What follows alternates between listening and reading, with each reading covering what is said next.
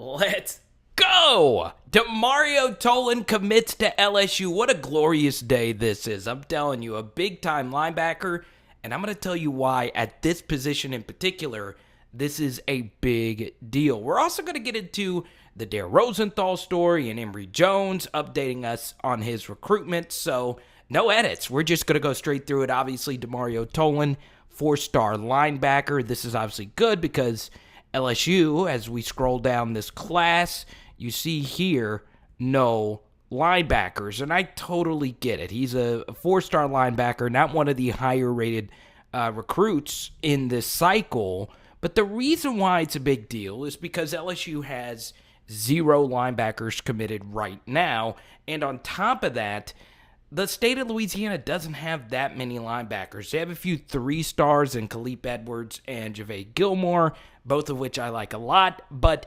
outside of that, no 4-star level or higher linebackers in the state. So to go into Florida is a big deal because obviously Blake Baker is your new LSU linebacker coach, and in his first year, you get some not quite shade, but a really cool announcement here. Obviously, you couldn't mention DeMARIO TOLAN by name, but you see here Blake Baker always loved coming to the Sunshine State and getting big fish in the boat.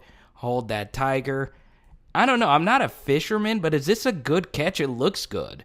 And what kind of fish are this? Someone help me in the comment section here. But obviously, Blake Baker enjoying some fishing.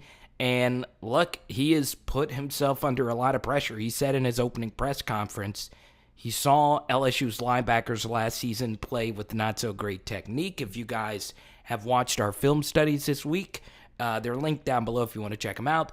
There is a lot to work on the field, but off the field, to pull this off in recruiting, a coach that comes from the state of Florida, comes to LSU and pulls out one of their best players is a big deal because, you know, DeMARIO TOLAN, while he's not the highest-rated linebacker in the world and he's not the highest-ranked recruit, it does help out this linebacker cycle for this reason. LSU's linebacker depth moving forward could be in a very bad spot next season. So, Mike Jones will probably start, but if he has a great season, he can go to the NFL. The same thing is true for Bug Strong, the JUCO transfer, and if the reports about him are true, you could very well see him going to the next level as well.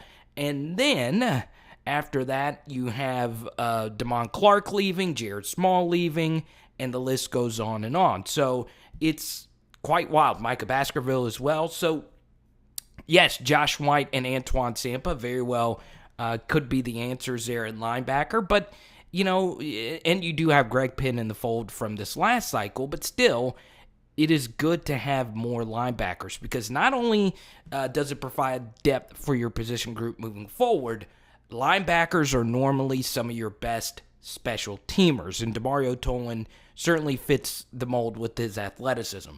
Now, not many guys are year-one guys, so I don't think DeMARIO TOLAN is like a year-one starter. But year 2, year 3, just by watching his tape, you could definitely tell athletically he could play at the next level.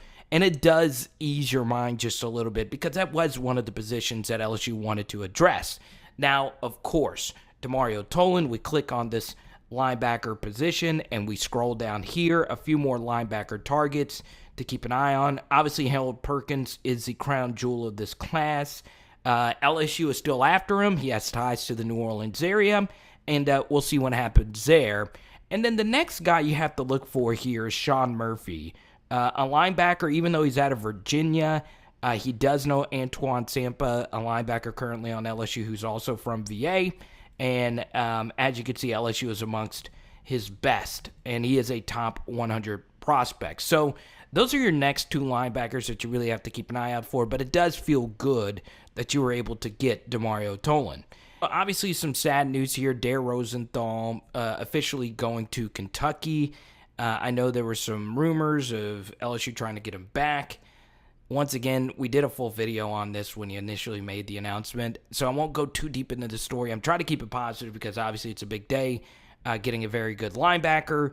But honestly, this is a gigantic story because he was going to be, Rosenthal, the starting left tackle, and now our most talented backup, Cam Wire, is going to have to be the starter at left tackle.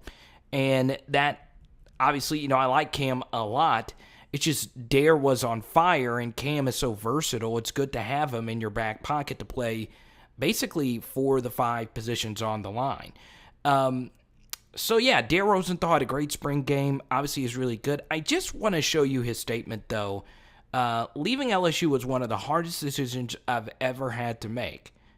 But then, blah, blah, blah, blah, we get down to here. It was an easy decision to make to go to Kentucky. So a little contradictory in the statement. And like we always said, the timing of this was so strange.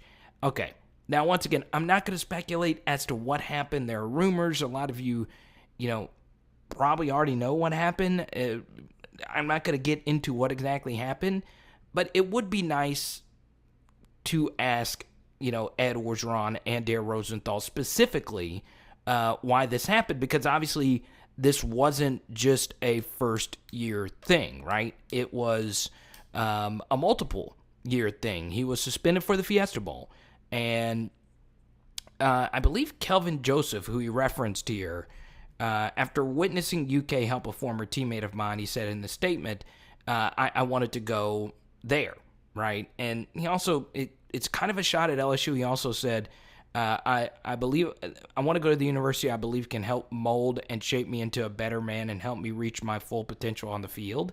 So look, I would like to know from Dare what exactly happened, because the timing of this whole thing just did not make any sense, right? So he did the photo shoot with the team, and then a few days after, or the day after, he goes to LSU and says, I'm entering my name in the portal. And that's according to Brody Miller. It's still so strange that you are a starting left tackle for your home state team and you just leave this late in the process. And I understand you might not have jived well with the new offensive line coach. That very well could be the case. But whatever the reason is, the bottom line is, whether this was Dare's decision or not, this put LSU in a horrible spot. And if this was Dare's spot, he let everybody down. He let his teammates down. He let whoever down. And as I always say, I am for players doing whatever they want. If you want to transfer to another school and that makes you happiest and that legitimately makes you happier, go right on ahead. Okay? I'm all for it. However, that does not absolve you from putting your teammates in a bad spot. And that's what this comes down to. And this statement wasn't the best, but who cares? We move on to Cam Wire, hopefully. And hopefully Emery Jones as well. He said, I'll be announcing my commitment on July 30th. So, we've said it plenty of times now. Emery Jones is prospect number 1 for LSU to go get. Offensive line is by far the biggest position in need on this team, especially considering LSU addressed linebacker, which to me is the other position group in this cycle that LSU really needs to address. I would like to see them get, obviously, a few more players, but still, offensive line is where it's at. That's where you got to find some guys that can play for you. And Emery Jones being a 4-star, potential 5-star level talent at a Catholic high in Baton Rouge, this is big. This is big for Brad Davis to bring this home, Ed Orgeron as well, because as we've said in live streams, as we've said in so many other things, you really have to get the elite offensive linemen in the state of Louisiana because they just don't pop up like all the other positions do. So Emery Jones, big-time target. If you want to see our film studies on him, we've done plenty. He's really good. He's really, really good. And I don't know if he's bona fide year 1 good, but if you needed him to play year 1, he would be athletic enough to get that done. So to get him along with Will Campbell, Bo Bordelon, and hopefully a few other names like Julian Armella, Malik Agbo, whoever else is out there, that would obviously be very nice, especially considering the Kelvin Banks news just happened. The 5-star tackle deciding to go to deciding to go to Oregon. So obviously it would be very nice to get Emery Jones on July 30th, but we'll see what happens. And look, and here's the thing, LSU's offensive line is young, And they do have potential, right? And they easily, and I mean easily, can get some of those guys like Kimo Macanioli and Garrett Dellinger.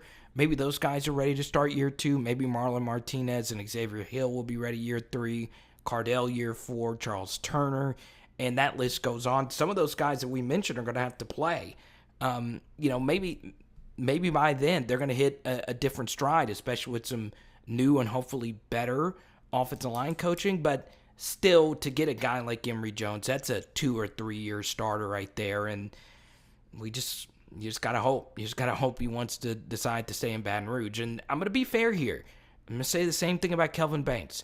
I can easily see a ton of decommitments once the season began, because much like this offseason where you didn't get to see a lot of, because of the pandemic over the past year, players couldn't go to camps. Also because of the pandemic, players couldn't make normal recruiting visits, normal official visits to actual games. So because of that, I do think there will be, more decommitments. Now, I'm not saying it's Emery Jones or Kelvin Banks or whoever, Tolan. I'm just pointing out that it very well could happen simply because kids didn't get the opportunity to go to actual games. Boom! Hope you enjoyed this video today. It's a little bit different than Film Study Week. There's a couple of film studies floating in your face right now. It is Power Hour LSU. Boom! I think we're doing teriyaki salmon tonight. Let's go!